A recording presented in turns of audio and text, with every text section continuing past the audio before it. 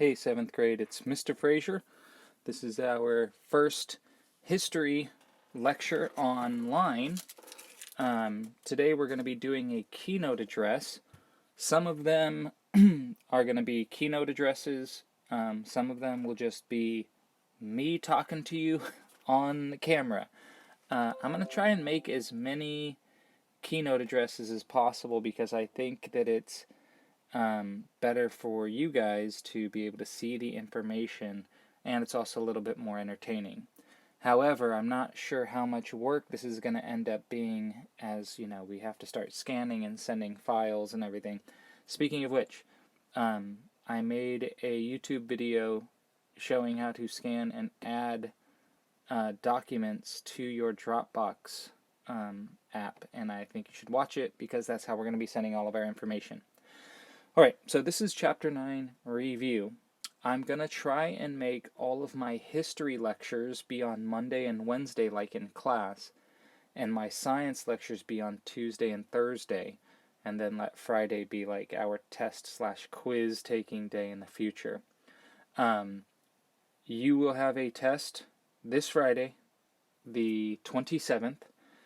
You already have your study guide from when we were still in class together. This is just a review. Everything that I put on these keynote addresses is going to be found in the books, so I'll put those page numbers just so you can have them. Also, in your parent letters, we have required reading like usual, so you're going to be doing your reading, and then these videos are going to be just like supplements. They're ways to help increase your knowledge of the subject. So ideally you would be reading the pages, then watching these keynote addresses and taking notes. But, if that's too much, I don't know how much math and everything you're going to have. Don't stress out about it too much, but you have to keep up with the reading and the assignments. Anyway, so this is our first keynote address. We'll see how it goes. Remember, if you have any questions, you can contact me, you can email me, you can text me. If it's like time sensitive, like, oh, I need to know about this, that, or the other, you can even call me. But let's start with our keynote. This is Chapter 9 History Review with Mr. Frazier. Test is Friday, 3/27. Refer to your study guide. This, of course, is Thomas Jefferson, a contradiction, a walking contradiction. But we talked about him already. Remember, Chapter 9 is about manifest destiny. You will remember that manifest destiny, well, you saw it, there it went, is the American belief that God wanted them to spread from the East Coast, where they had started, all the way to the West Coast. They should spread the gospel and European/American civilization and culture to all of the people. And so everything in this chapter, acquiring land, is for an economic benefit to make money, but also this idea that it was God's will that America continue to grow. So almost everything about this chapter is about America's growth westward, often at the expense of Native Americans or other countries. So not necessarily a nice thing, but it was something that they truly believed in. So, after independence, there it goes again. Daniel Boone and the Wilderness Road. I'm going to fix that before we have new notes. Luckily, this is just a review. Daniel Boone was an early pioneer. There's a picture of him with his faithful dog. And he was one of the early American settlers to move west past the Appalachian Mountains. In fact, he blazed a trail called the Wilderness Road that future pioneers would take to get into the new territory, Kentucky, or as the Native Americans called it, Kantaki. The other territory that was acquired by the United States was the Northwest Territory. In your book, you will see that it is the area up near the Great Lakes, the Ohio, Wisconsin, Michigan, Indiana, Illinois area. Congress passed a law, the Northwest Ordinance of 1787, that made it a free state, meaning slavery could not exist in any of these new territories. The next chapter is on the Civil War, and as we talked about in the past and will continue talking about, each new state that comes into the Union, each new territory, is a problem for Congress. Is it going to be a free state where no slaves are allowed, or is it going to be a slave state? And that's a problem, remember, because Congress, how many senators and House of Representatives you have that pass laws and vote, is based on how many states and the population. So the Northwest Territory is great for the North and for people who dislike slavery, but for the Southern plantation slave owners, this is not good. But for the poor people who just wanted land and a way to make money, they started moving into the Northwest Territory. Remember, pioneers began moving west using flatboats that they could easily move their belongings in. If they had to move over a road on land, they would use covered wagons like you see here. Either way, it was going to be tough going, because the Native Americans didn't want them there, obviously, and they were out in the middle of nowhere. There was no, Walmart or Postmates to help them out. So, but people were desperate and they wanted that new land. So people began moving west. How was life in the West? Education. We think of the one-room schoolhouses like this. You would have, because the frontier was sparsely populated, you would have all of the families in an area would send their children to one school, and one teacher would teach all the age groups. So they would use different books, the McGuffey readers, to teach the third grade levels, C spot, run. They would use dictionaries for the older kids and the Bible to tell advanced stories and advanced readers. And that one teacher would teach all of the groups. God help her. Also, in this section, we talked about Noah Webster. He was a senator, but he was also an academic. He wrote the first American dictionary. We still have Webster dictionaries today, and they continue adding words as the English language continues to expand. He created a speller that had a blue covering, so they called it the Blueback Speller. The Second Great Awakening was a spiritual movement that began in the 1790s by men like John Wesley. And people were so riled up and so on fire for Christ, as they say, that they didn't have buildings big enough to keep them. So they would just all meet out in a field and pray and sing and worship Jesus. Because out in the West, in the wilderness, they didn't have big churches like we do today. And oftentimes they didn't even have enough people that there was a pastor amongst them. So they would have circuit riding preachers, or preachers from one area who would ride from town to town, living with the people temporarily and preaching the gospel. The most famous of these, this guy, Peter Cartwright, who was a circuit riding preacher and later senator. American missionaries, we talked about a lot of this. Americans were fervent Christians and decided that they would spread the gospel to other nations. That is a picture of Adoniram Judson. He is known as the father of American missions, and churches on the East Coast would pay for people to travel to Africa and to Asia and to different parts of America to spread the gospel. And some of the most famous are guys like George Leal, the first American missionary to foreign lands, including Africa, and Lot Carey, who founded the African Baptist Missionary Society of Richmond, as African Americans started to play a bigger role in the Christian scene at large, both at home and abroad in various other countries and continents. Bam, the Louisiana Purchase. In 1803, Thomas Jefferson bought the Louisiana Territory from Napoleon Bonaparte.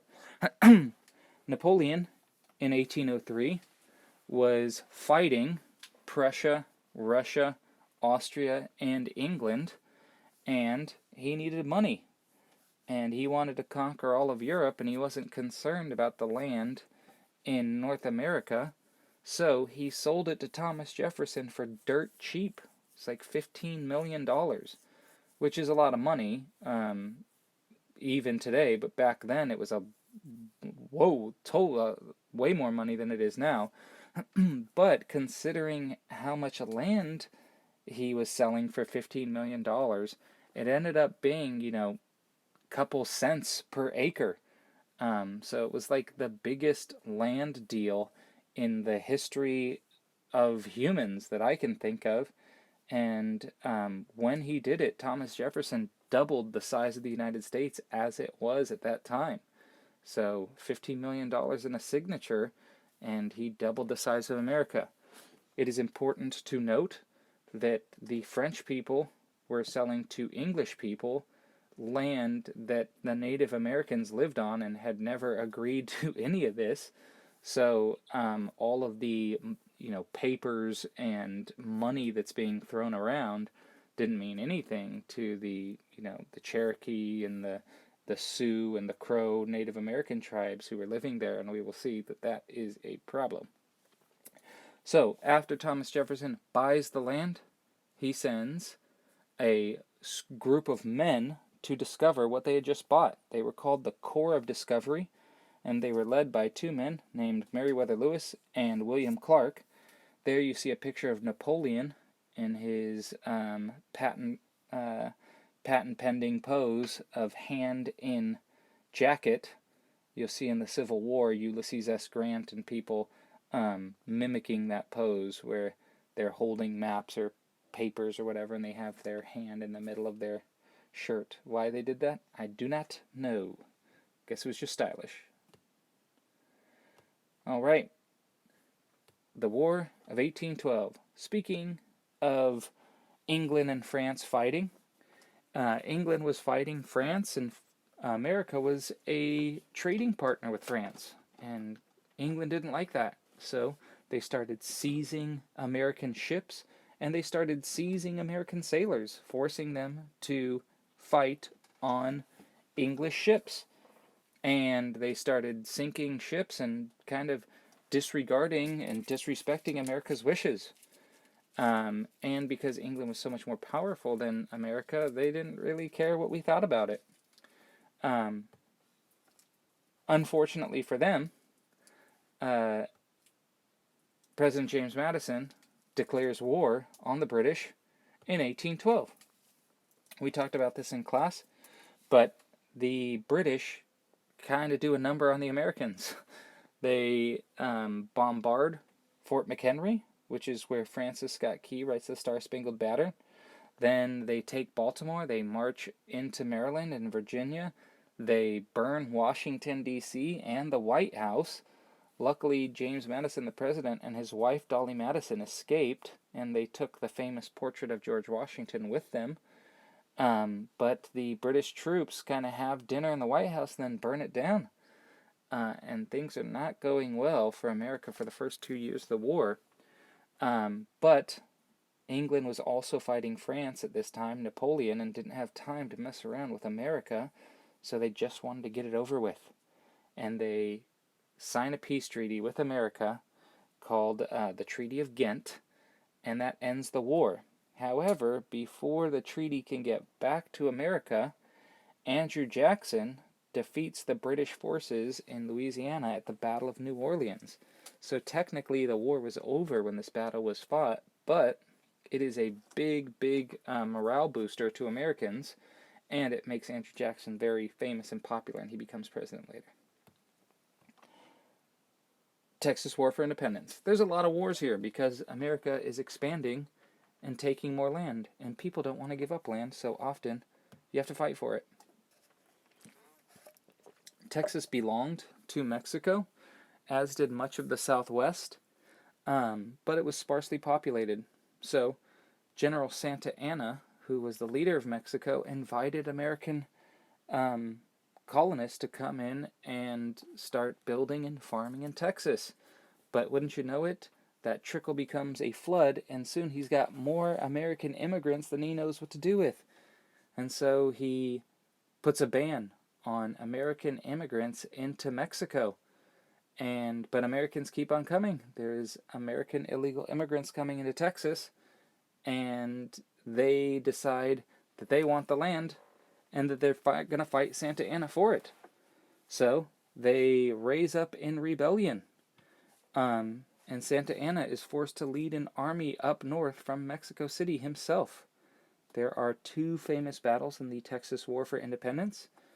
Santa Anna surrounds the Texas missionary called the Alamo, and the Alamo is where a couple hundred Texans are holed up, holding for reinforcements, and Santa Anna captures the town and kills every last person in it, according to legend.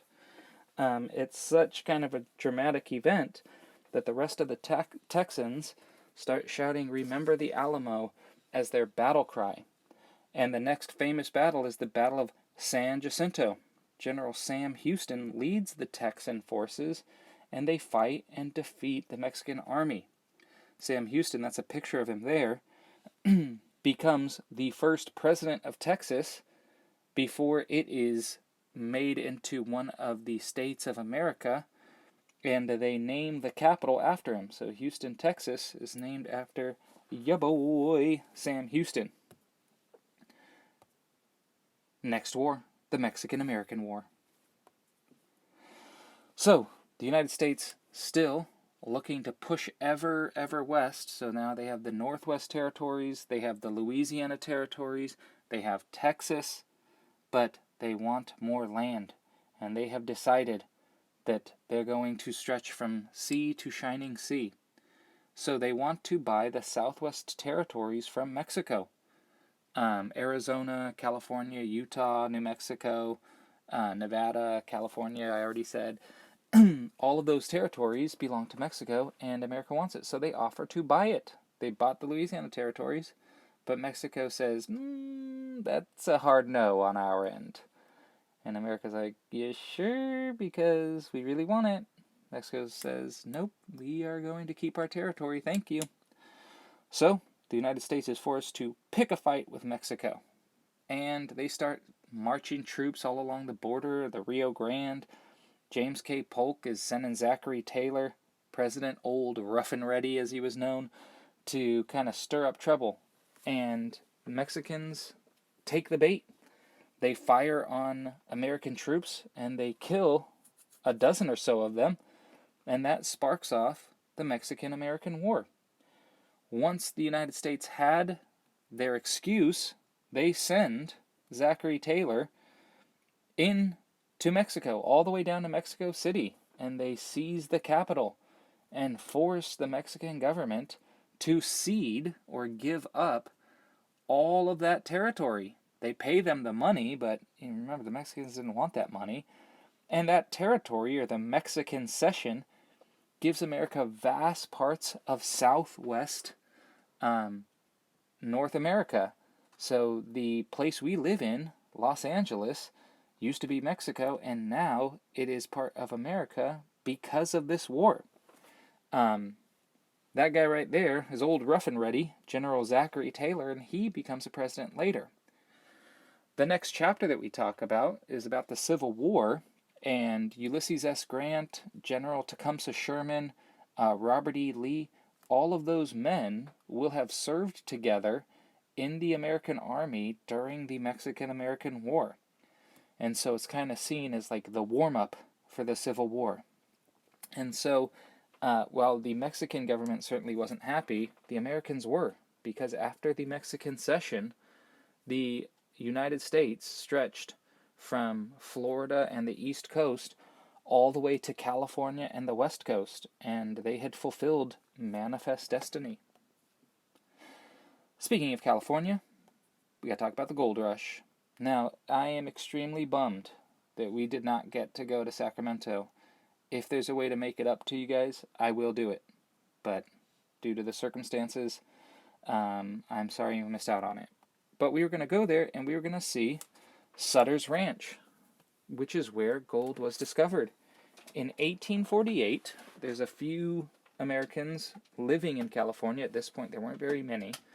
And John Marshall, one of the field hands at this ranch, is kind of working around the river and he notices something sparkly in the water, reaches down, and wouldn't you know it, it's gold. And once people find out that there's gold, man, they go crazy for it. People rush. People come from China, the other side of the world, come to California. People take boats and sail around, South America.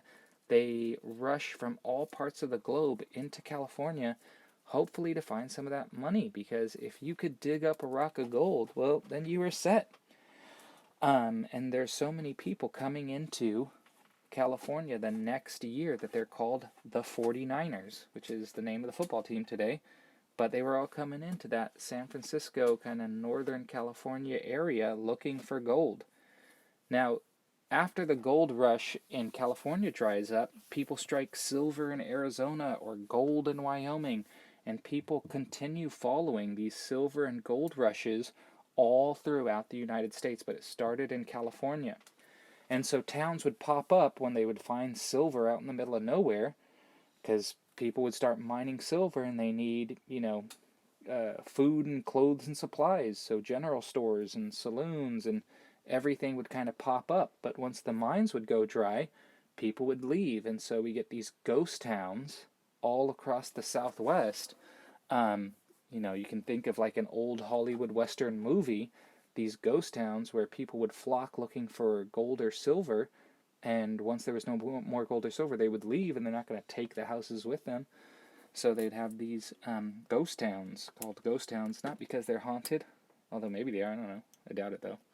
But because they're these towns with nobody living in them. Finally, the Oregon Territory was taken from the English. There is a little bit of a complicated diplomatic history, but the Americans negotiate with England and manage to take the Oregon Territory from them. And they sign a treaty that makes Canada English and everything below a certain line America. And that's the border that we still use today. And so with the Oregon Territory, that gave us the American outline. If you close your eyes and picture a map of America, that is basically what it is today. Kind of was established in 1849, and for the last 150, 175 years, that's what America has looked like. And with Oregon and the Mexican Cession and the Louisiana Purchase, whether it was good or bad, that's up to somebody else to say, but Manifest Destiny was realized. The Americans believed that they should have everything from the East Coast to the West Coast, Manifest Destiny, and from basically 1800 to 1850, 50 years, America succeeded in taking all that land. Now you might say that they were wrong to do it, or that they were kind of shady in the way that they did it, and you would probably be right, but they did it. And so, right or wrong, we are all kind of beneficiaries of that manifest destiny. And so, with all these new territories, however, there comes the old problem of slavery. You add Texas, you add the Northwest Territories, you add California. Is it a free state or a slave state? That's going to be something we continue to talk about on Wednesday next week. As we talk about the Civil War, we got to discuss this problem of what to do about the spread of slavery. Anyways, that's the end of this lecture. Remember, you have a test on Friday. It's going to be on Chapter 9. You have your study guide. Text me or email me if you got problems or if you have questions. Remember to submit all of your assignments by scanning them and sending them to Dropbox. I hope you guys are doing well. I can't wait till this is over and we get back to class as usual. All right, praying for you guys. I'll talk to you later. Bye.